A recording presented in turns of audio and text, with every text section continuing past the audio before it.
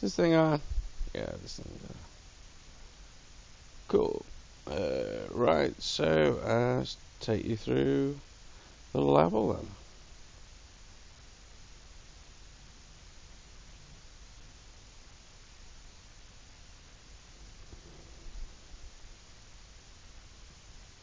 So initially, just go through the project settings, just show controls. So both rigged for PC or twin stick controller. So keyboard and mouse or twin stick, and these are all controls for that. Right, so initially, if you want to know what the controls are for the controller, just hit the select button on the controller or the number 1 on the keyboard.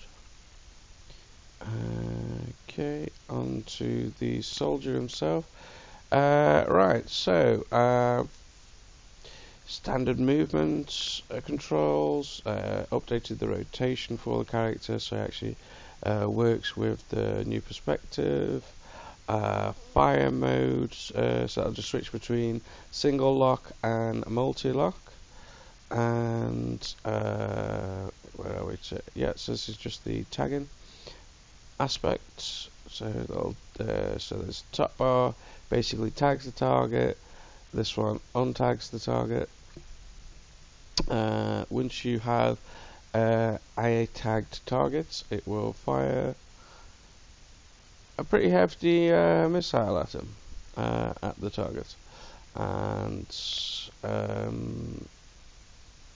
yeah, so that's basically used to tag and untag the target. You use that particular one to actually fire whatever you tagged. And when you switch to the other fire mode, you will get multiple lock. You'll be able to lock onto up to 4 targets, and once you have locked onto those 4 targets, it will fire a missile at each, or just however many's in there. So if you only highlighted 2, it'll fire 2, 3, so on and so forth. And that is basically the character. So updated some of his controls and his movement. Camera position, you'll see all that shortly. Right, onto the helicopter itself. So when it comes to maintaining the helicopter's height, so I've basically adjusted some of the variables, adjusted how far down it's actually looking, and just the rough height of what it will hover at. So I've just played around with some of the variables there. I've introduced this new rotation for the helicopter as well.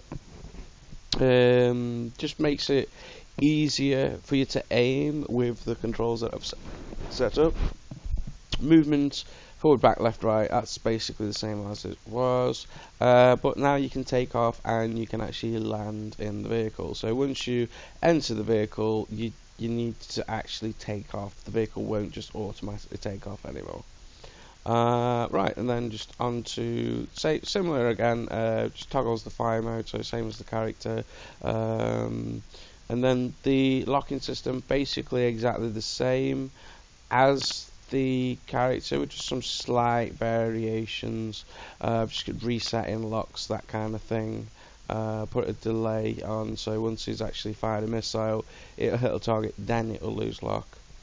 And then just doing an initial check, really, just making sure that you have lifted off, which basically sets this to movable then, so then you can then move around, but until you actually lift it off, you can't use any of the helicopter controls, so you gotta hit Z or up on the D-pad to actually lift off before you can actually control the movement of the helicopter. And then the multi-locking system works exactly the same way, really, as the actual character.